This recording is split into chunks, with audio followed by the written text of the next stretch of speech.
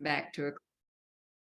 And then I discovered oil and cold wax, and I really, really love it. And I'm also now, I just took an advanced course in encaustic, so I'm also working with that. But oil and cold wax has some very unique properties. And the reason that I like it is that you can do all of these beautiful layers and you get this tremendous history in the work, which I find to be attractive. And also too, your color mixing and whatnot, if you want transparencies, is just really neat to be able to do that with the oil and cold wax, the way that it behaves and the tools that you use to put it on with.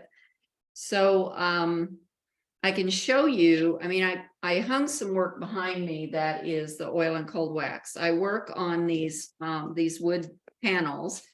And when I work on the small ones, I always just sort of tape them off so I can write the color, because I usually work a whole bunch at one time. And all I do is I have to seal the surface with a wood sealer and then gesso it. And I generally only gesso it one layer, because by the time I'm done, I've got so much paint on it, it's not a big deal. And the wood, and you seal the wood, why? I seal it with like kills or something like that. Yeah. And the reason I do that is that wood has a tendency to outgas and leak. And it's just a nice barrier so that your colors stay true. And this is an unprimed panel that you buy. Yes. Gotcha. Yes. Now you can certainly purchase primed panels, but I am fortunate in that my husband loves to help me cut wood panels, and so he makes all of these for me, which is just wonderful. And did you say what type of wood that was? Generally, we look for C3 grade birch wood or better.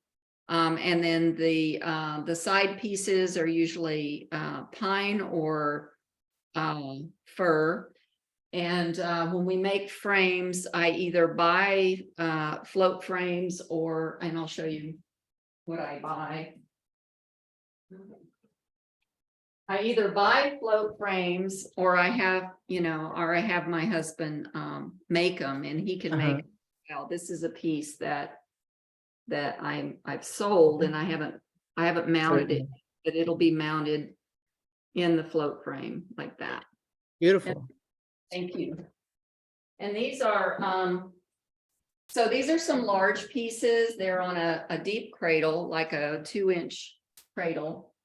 So they don't need framing or anything. And the gallery that I work with in Seattle generally likes for me to paint the sides, so I can paint the sides black. Some people like it, just doesn't matter. Here are some other pieces that I have done, and now that's probably upside down to you. Is that right? It's, well, we're looking at it from the side, so that's upside down. So this would be the way to go. There you go. There you go. Okay, so in these pieces, when I start working, I generally start by activating my canvas with a lot of marks, and I often use stencils. I try to make it so that it's not like overly obvious that you've used a stencil, because I kind of feel like that cheapens the product. But with this one, I made it a little more obvious because these are my stencils, and they'll be available to the public through stencilgirlproducts.com on April 20th. But this one, Stencil Girl. Pardon? I didn't hear, that was somebody else. Oh. I don't. But anyway, so these are finished. These are finished pieces, and they just need to be mounted. So starting out, I might, I'll activate the surface on pieces, and so I'll show you sort of some starts that I have, that I call them starts. So this is a black and white. And for this particular grouping of paintings, I did collage in some shapes in sort of created a grid pattern. And here I've used my own, this is actually my logo in stencil form. And then I've just added that. And this is just background. I mean, it's not a finished piece of artwork yet because it doesn't have as much history. See when it's finished. Any questions so far? No, I think we're, Okay. And then this piece is a little further along, and you can see where I've used the stencil in the background, and some other shapes and things using the stencil or just putting marks in.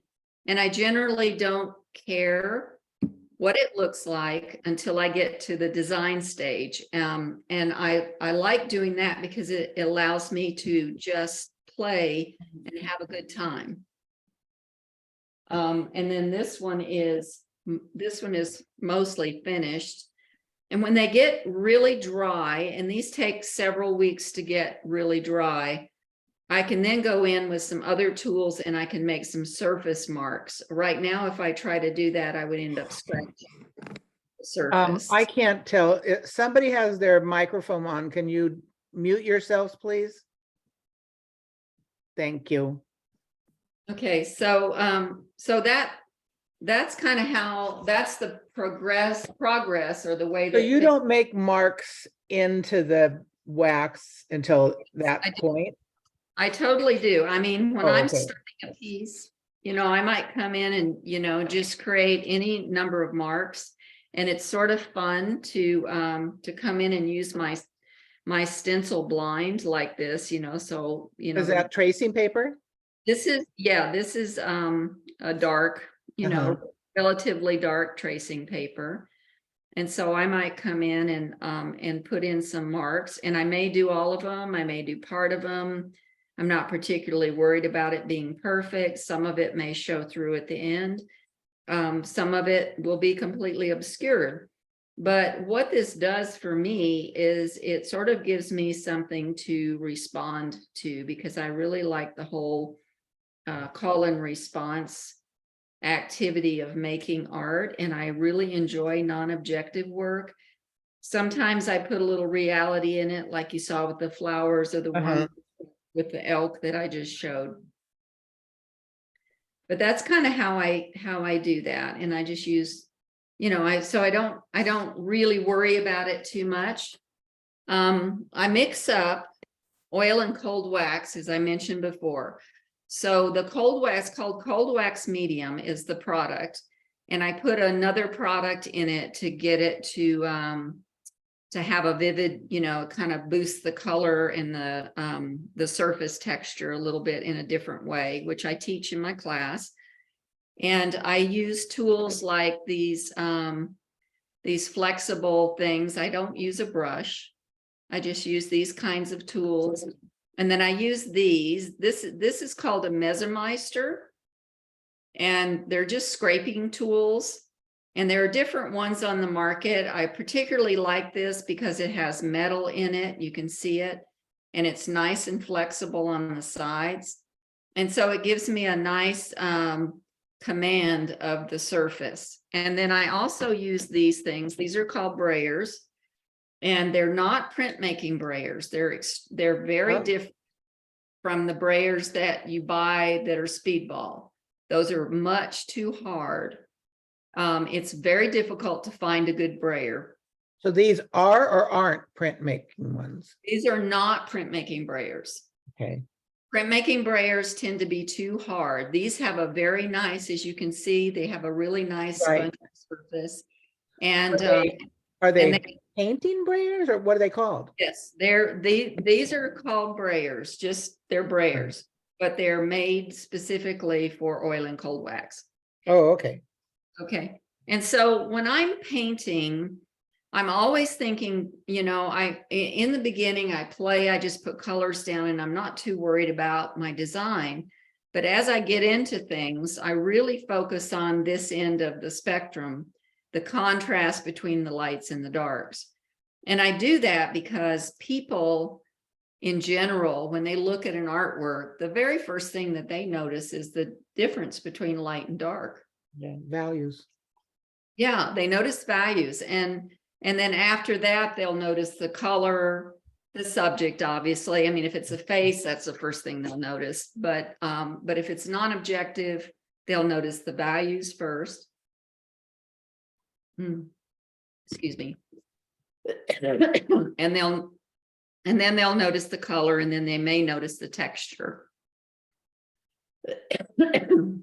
Sorry, I'm gonna pop a cough drop here because when I talk a lot, my throat gets dry. I was gonna say, do you want some of my tea? I got tea. That's not helping. So I do mix up my cold wax. I mean, I buy it by the gallons, and so I mix up a little at a time with another product that I use called Galca gel. And the Galca gel, it helps it dry faster. It also helps the translucency, and it also helps it to dry, the colors to dry not as cloudy. They dry a little more vivid. Because So of the wax. because of the wax does kind of knock the vividity out. Yeah. So by adding the Galca back in, it helps, but it does dry it, and it does some different things to the surface. But I like it, and I've gotten used to working with it. When I first started, I didn't work with it that much. I just used. So it's not necessary for the process, really. No. But if you notice what I'm doing here, there's a couple of different ways to put the wax on. So Is that glass that you're on? Yes, I work on glass. Exactly. I always work on a glass surface. That way I can scrape it off, clean it. If it dries, I just take my scrapey tool and scoop it off, spritz it with some solvent, and then clean it up and go away. I clean these tools at the end of the day. I just use, I just wipe them off. I clean them off. Sometimes I use solvent, and then I just put baby oil on them, and it kind of keeps them from cracking. This one is old. It has cracks in it, but sometimes the cracks make it interesting, different textures.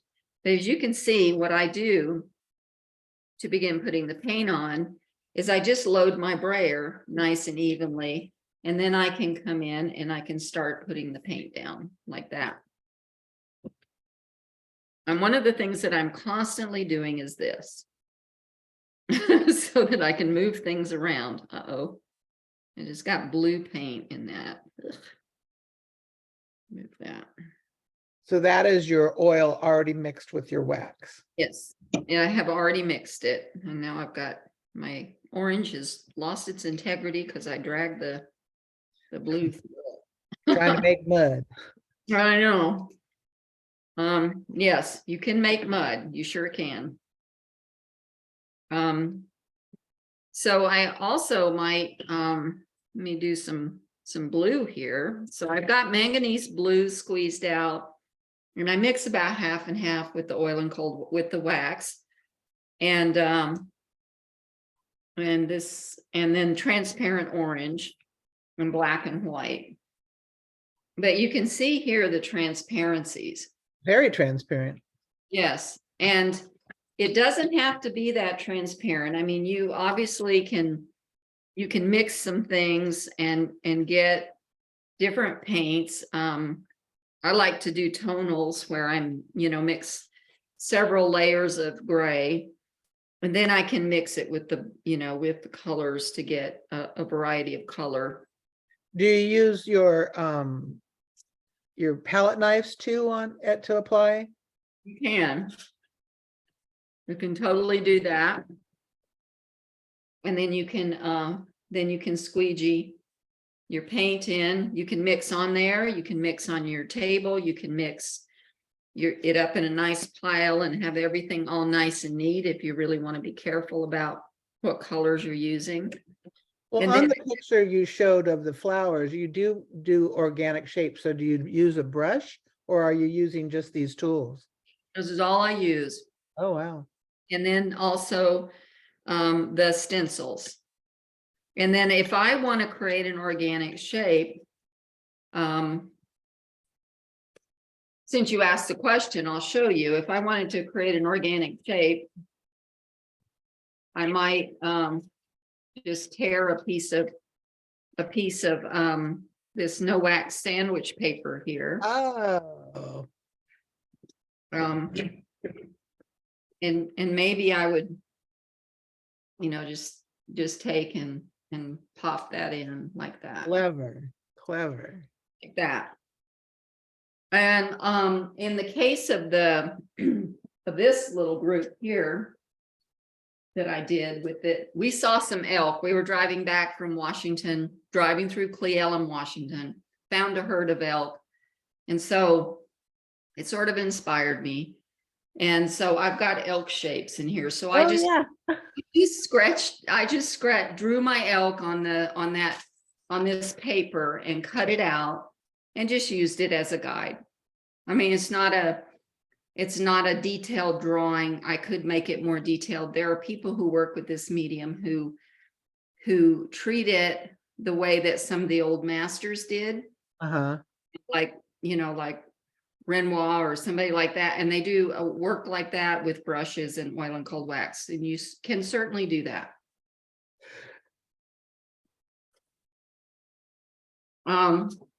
If I want to use my stencil, which, by the way, let me plug that stencil. It's available April 20th. Looks So really great. I'm hoping you go get it. This is my secret language, I guess you could call it. And there's so many ways to use this. And in fact, I've even used it with the encaustic, which is interesting and has its own challenges, but Yeah, it doesn't melt it. no, actually it doesn't. And I clean it by laying it on the hot plate. Yeah. But let me mix a little of this so we get something a little different. It's white in that. Usually I put gloves on. I forgot to put my gloves on. And that makes a pretty green. I thought that would be a nice combination there. Let me mix it up some more so it's neat. So this takes quite a while to dry, so you're not worried about it drying out. No, it takes a long time. I mean, it's oil. It does take a while. In general, I can do a start and then maybe come back to it in an hour and work on it some more. Now here I've already put some down. And so maybe what I might want to do is lift it a little bit and that'll leave a mark like that. Oh. So I can do that. And I can put this on with the brayer and just press it in there. And I could turn it over and get a ghost print. So you can certainly do that. Lots of different ways to use it. And then let's see, what was I gonna? When I'm cleaning off my stencils, I might use a piece of paper and spritz the stencil with some spray and then use a piece of paper. And then I've got a ghost print on a piece of paper, which I might tear and glue in or layer in with the cold wax. Yeah, does the cold wax act as a glue, or you actually have to glue it? It'll act as a glue if it's not a heavy piece of paper. If it's a real thick, heavy piece of paper, I would glue those on in advance of starting your work. For example, on this one that I keep showing you, maybe I'll show you this one. I kind of glued these little things on in a grid pattern, before I started.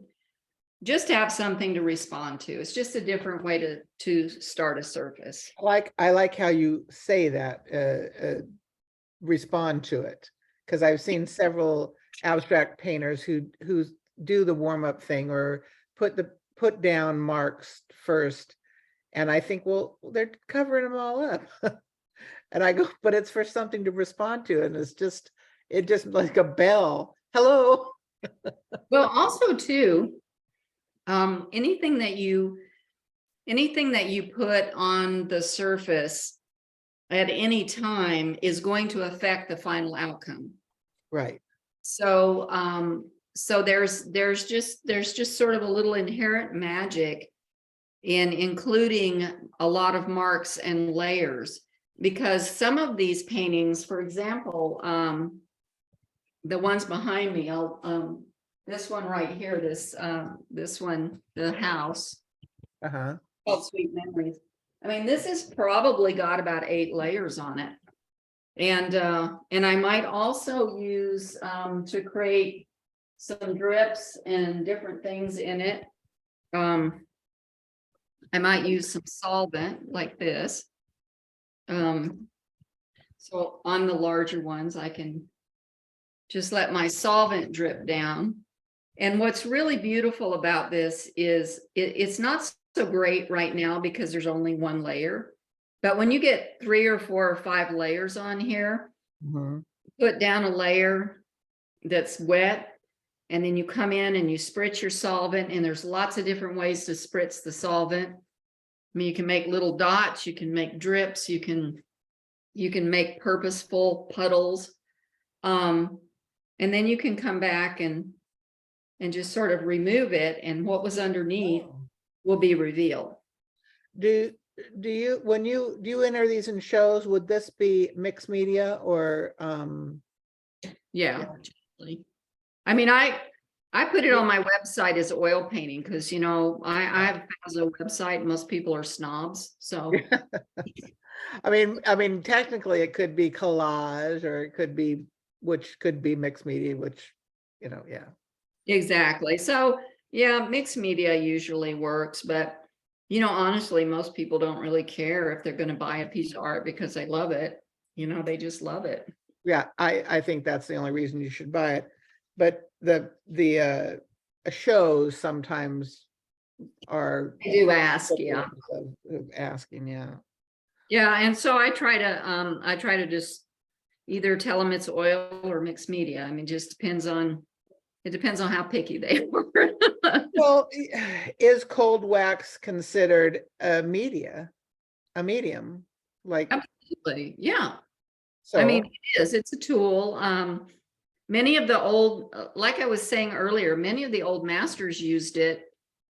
It's not brand new. It's been around for a while.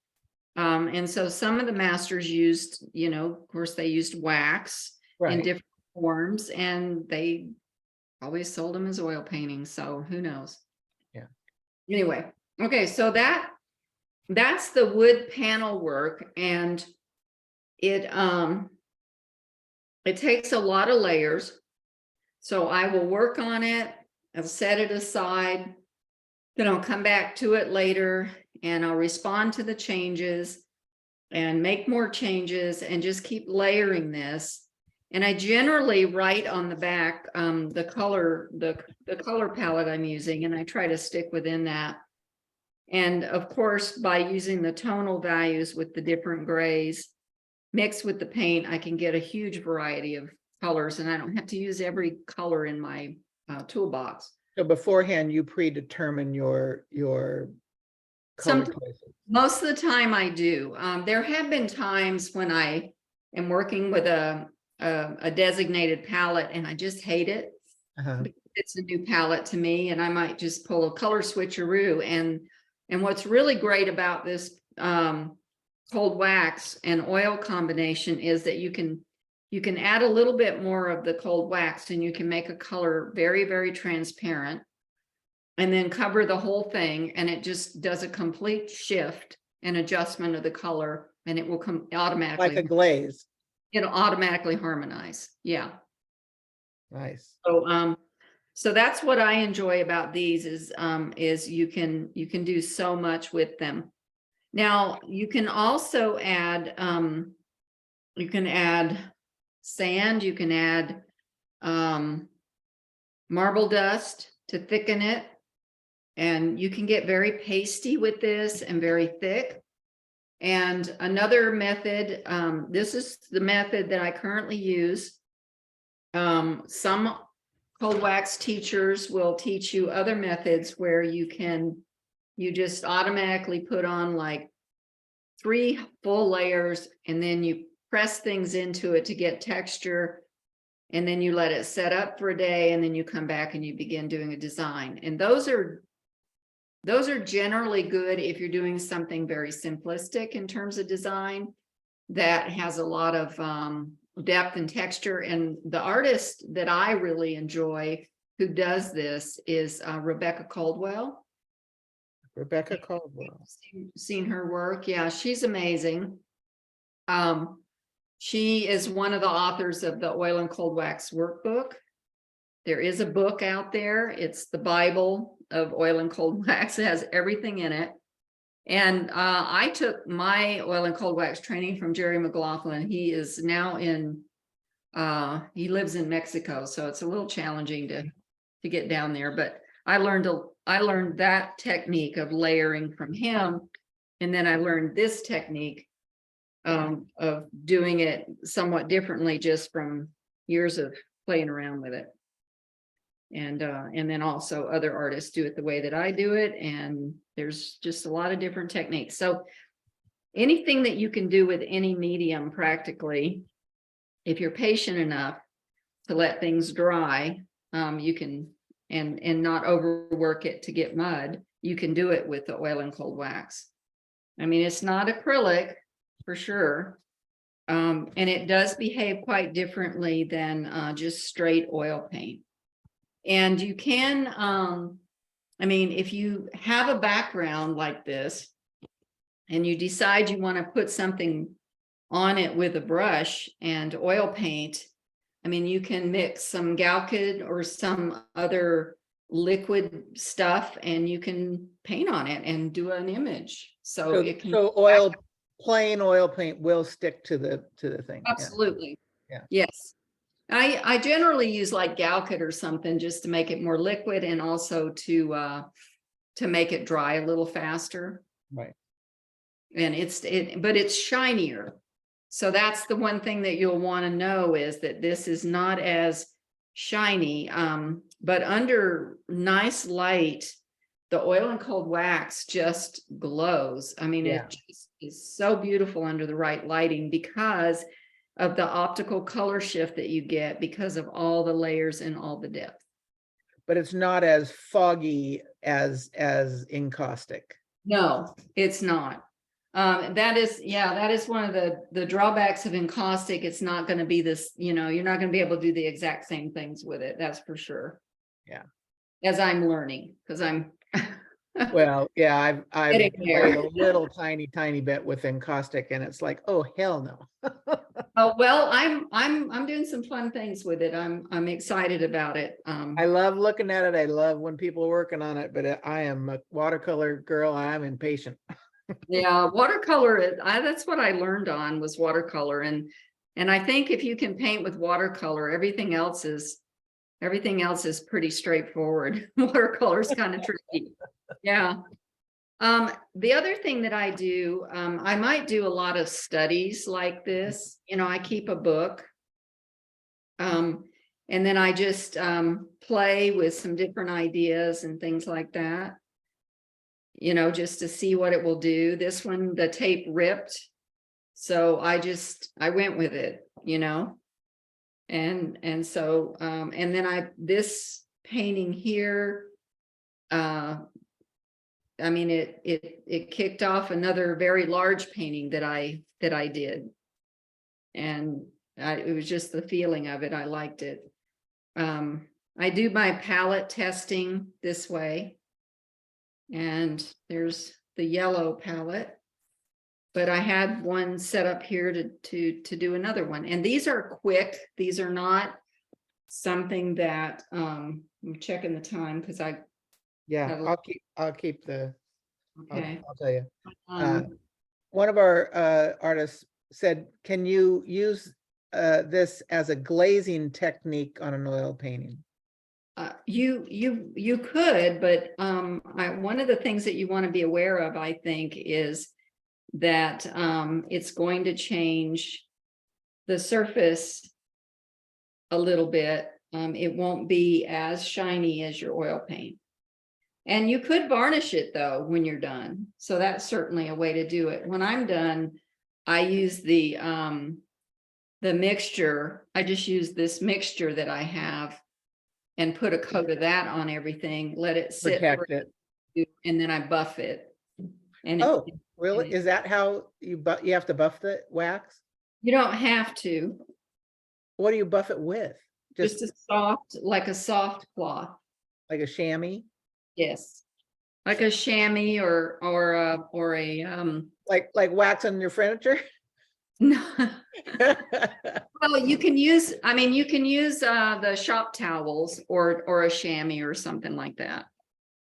And so you just rub it and it shines up, it gets a little. Yeah, smooth. after you put a layer of this on and then just let it sit for a little while, then you can buff it a little bit. Yeah. Now, how long do you let that sit? I'd leave it on for about 2 days before I buff it off of there. Because I want it to get good and dry. And it depends on your climate too. I mean, you guys are pretty dry in Central Coast there, right? Yeah, yeah.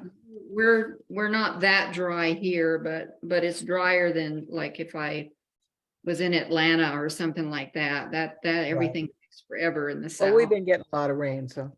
Yeah. Oh, I know. Wow. We got a lot of snow, so. Yeah. So do you use varnish or Gamvar? Gamsol, yes. This is Gamsol? solvent, yeah, and I put it in a little squirt container. Gotcha. And it does behave, you know, the drips and and yeah. the changes here. It doesn't work the same on paper. No, nothing ever does. No. And so this is just a mixed media sketchbook. And if I wanted They to don't stick together? well, I keep wax. I mean, when they're wet, this one, I Yeah. just pulled a piece of wax out of it. I just put wax between the pages when it's dry. This has been dry for a while. But if you want to make like paintings, because I did a whole bunch of little works and offered them to my followers a couple of months ago, and I do those on oil paper. Yeah. Which is really fantastic, and the tape peels off of it nicely, and then it makes a really good presentation, and you can do a lot more with it. But the sketchbook is nice to have because I can come in and I can just, you know, play around with my colors and figure out, is this where I want to go with this? Exactly. Sketchbooks are always a good idea, I think. They are a fantastical idea. And even in the sketchbook, I mean, and as on the panel, you know, I can go in and I can mark through. So like on the panel here, you know, I can come in and I can scratch through. And you can imagine, if you will, the more layers you get on this thing, the more interesting your scratch marks will become. Because it is translucent.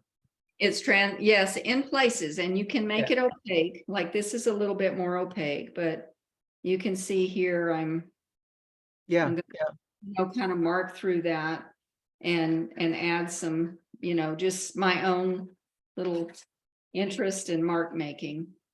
And you can use different tools to do that. You can certainly use sharper tools than a pencil. Does the paper change the overall look of the thing in this because of the surface? Is it duller or shinier or anyway different? The paper is not as shiny. That's one of the things that I'm finding, and buffing it doesn't really change. It doesn't really buff out. Too absorbent. Yeah.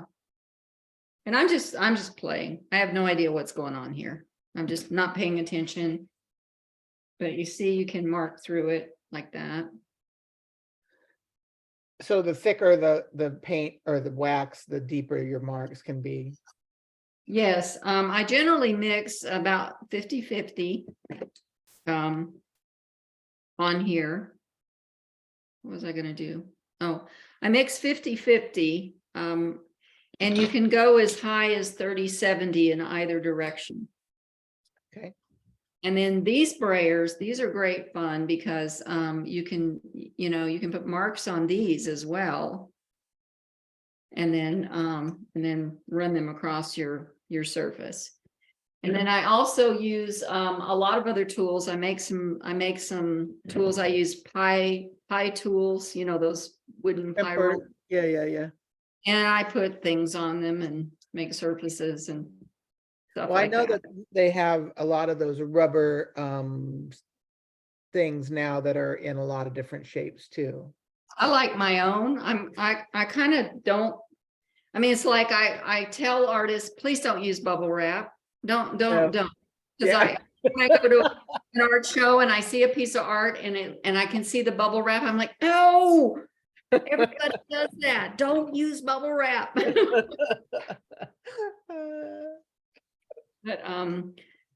But I do really like to emphasize design in my classes and helping people figure out how to design, because I think when you're painting something that's recognizable, it's easier to get design. But when you're painting non-objective, very challenging, and many artists do struggle with that. And there are some really great tips and tricks for that.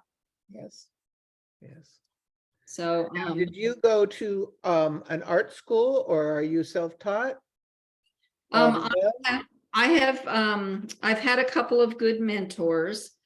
I don't know if you guys know who Susan Melrath is, but she mentored me. She is now working for Art to Life Academy. I just took a class, yeah. Yeah, so after I worked with Susan, then I took the Art to Life Academy, kind of learned a lot of the same stuff and a little bit more. And then I've worked with different artists and taken different classes over time. And I eat books. I mean, if I find an art book and there's a technique in it I want to learn, I'm very disciplined about going through it and figuring out how to make it work for me. And that's just, kind of my personal thing. I don't necessarily have to take a class, but it is fun to go take classes. There's a lot of energy with a lot of other artists. It does make a difference. And then of course, some of the teachers have figured out how to do things that save me time. I just took for my encaustic class, I just took a class, an advanced encaustic class with Lorraine Glesner. And boy, howdy, did I learn some cool stuff. So I'm excited, and I'm working on putting that into practice.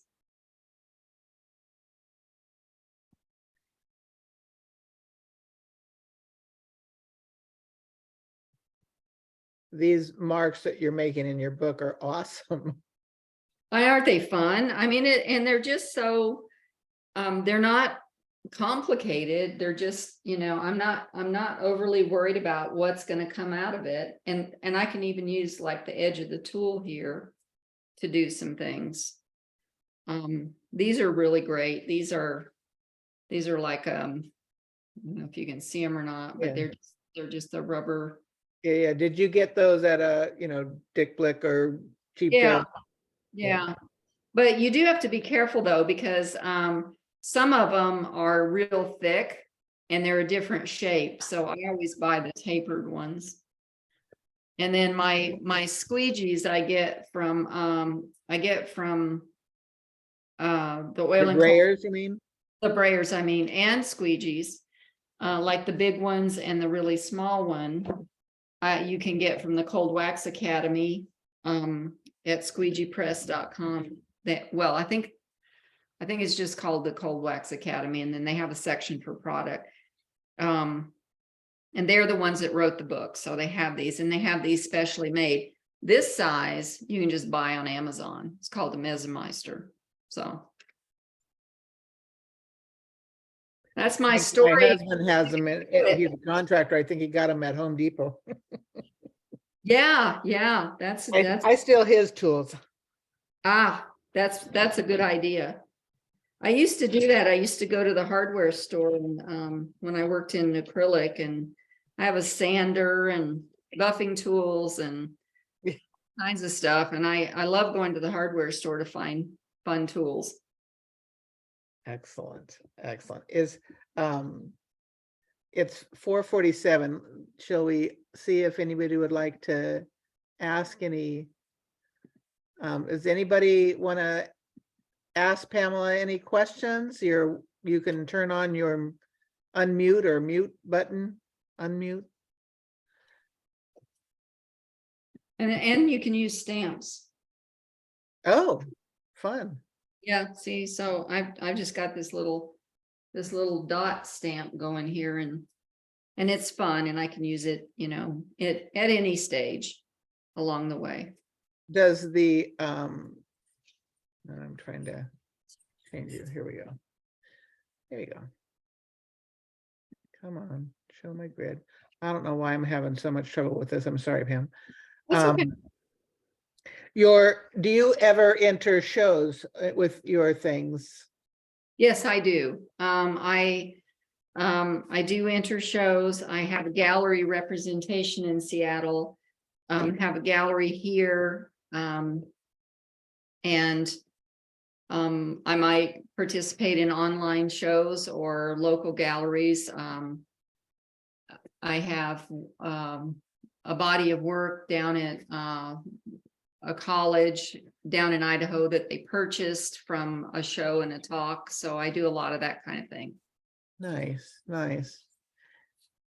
Well, I really like your work. I think it's very exciting and the colors are just lovely. And I love all the texture and that. I wish I could see them up close on your website. It's really fun. No, it's hard to show things with a picture. I mean, encountering it in person is so wonderful. Yeah. Yeah, exactly. Well, if you ever go to Seattle, go to the Gray Sky Gallery down on First Avenue, and I have worked there. I've been there for a little while, and I really enjoyed. I have a nice following there. Gray Sky Gallery, Seattle. Okay. Well, on behalf of the CCAA, I thank you very much for doing this for us. And somebody says that she uses Dorland's wax to seal her gouache. Is that the same type of? Yeah, Dorland makes a cold wax. I use Gamblin's cold wax. I like it better.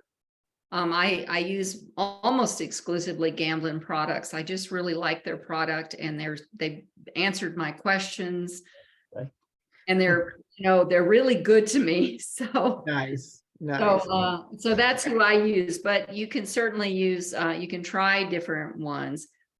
And I have my product list when I teach. It's usually Gamblin. And why don't you mention that you have one online class that you're doing and another?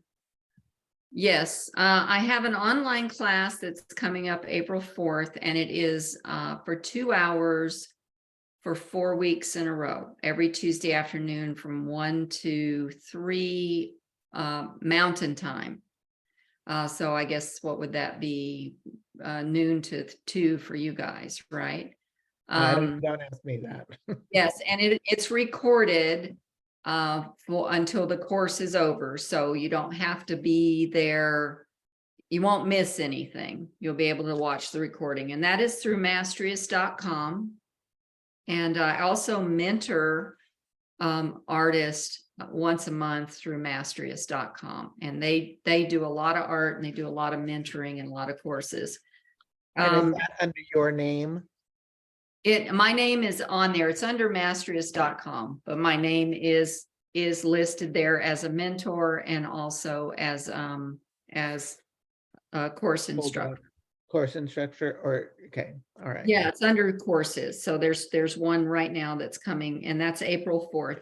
And then the other class is in person, and it's a 4-day intensive workshop, and it will be in Hamilton, Montana, which is in the Bitterroot mountain range. It's absolutely gorgeous there.